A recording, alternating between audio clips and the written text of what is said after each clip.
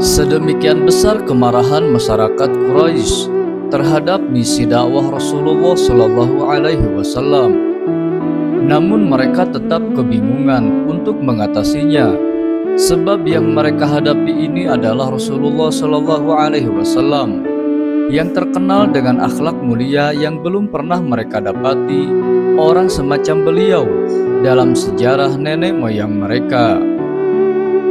Akhirnya mereka menempuh cara membujuk pamannya Abu Thalib untuk mencegah dakwah Rasulullah Shallallahu Alaihi Wasallam, mengingat kedudukannya dalam diri beliau Shallallahu Alaihi Wasallam. Namun ternyata Abu Thalib menolak permintaan mereka, sehingga Rasulullah Shallallahu Alaihi Wasallam tetap dapat meneruskan dakwahnya. Setelah gagal membujuk Abu Thalib untuk mencegah Rasulullah Shallallahu Alaihi Wasallam, orang-orang Quraisy semakin kebingungan. Apalagi beberapa bulan lagi akan datang musim haji, di mana orang-orang Arab dari berbagai penjuru berdatangan. Mereka berpendapat bahwa Rasulullah Shallallahu Alaihi Wasallam harus diberikan citra negatif agar tidak dapat menyampaikan misi dakwahnya di kalangan jamaah haji. Untuk merealisasikan hal tersebut, mereka pun berkumpul di rumah Walid bin Mughirah untuk bermusyawarah. Mulanya mereka mengusulkan agar Rasulullah Shallallahu Alaihi Wasallam dijuluki sebagai dukun saja, tetapi hal tersebut ditolak oleh Walid karena menurutnya tidak ada tanda-tanda dukun pada diri Rasulullah Shallallahu Alaihi Wasallam. Kemudian mereka mengusulkan tuduhan gila, penyair, atau penyihir. Namun semua itu ditolak karena tidak ada yang sesuai dengan pribadi Rasulullah Shallallahu Alaihi Wasallam dan apa yang beliau sampaikan. Setelah berembuk sekian lama, akhirnya mereka sepakat untuk menjuluki Rasulullah Shallallahu Alaihi Wasallam sebagai tukang sihir. Pada awalnya, julukan tersebut tidak disetujui oleh Walid.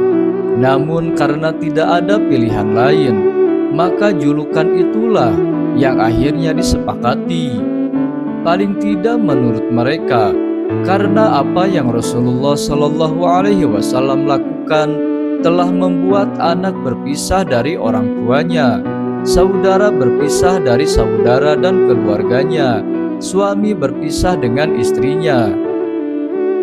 Setelah mengambil keputusan tersebut, maka ketika musim haji tiba, kaum musyrikin Arab dengan segera berjaga-jaga di setiap jalan yang menuju pintu masuk ke Makkah dengan tujuan memperingatkan setiap orang yang datang agar tidak mendengarkan dakwah Rasulullah Shallallahu Alaihi Wasallam.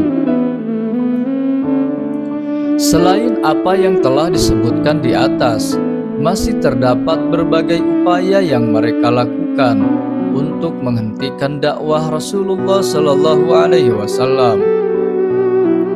Di antaranya dengan ejekan dan hinaan, serta berbagai macam tuduhan. Hal tersebut sebagaimana Allah kisahkan di dalam Al-Quran surat Al-Hijr ayat 6. Mereka berkata, "Hai orang yang diturunkan Al-Quran kepadanya, sesungguhnya kamu benar-benar orang yang gila."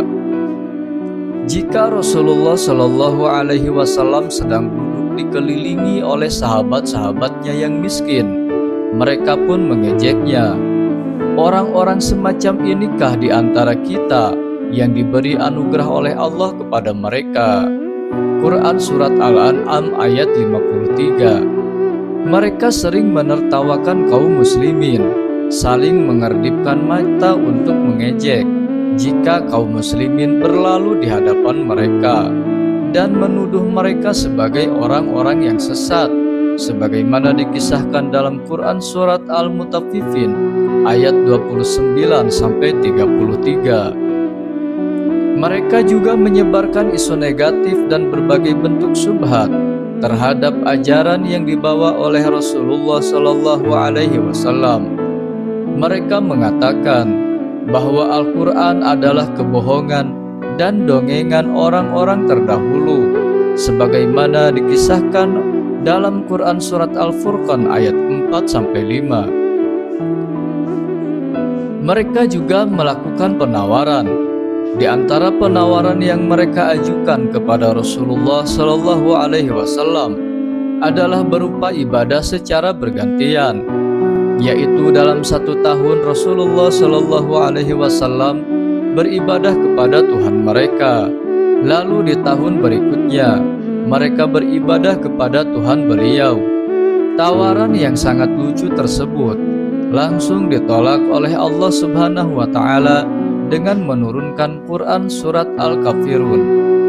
Katakanlah, hai orang-orang kafir, aku tidak akan menyembah apa yang kamu sembah, dan kamu bukan penyembah Tuhan yang aku sembah, dan aku tidak pernah menjadi penyembah apa yang kamu sembah, dan kamu tidak pula menjadi penyembah Tuhan yang aku sembah.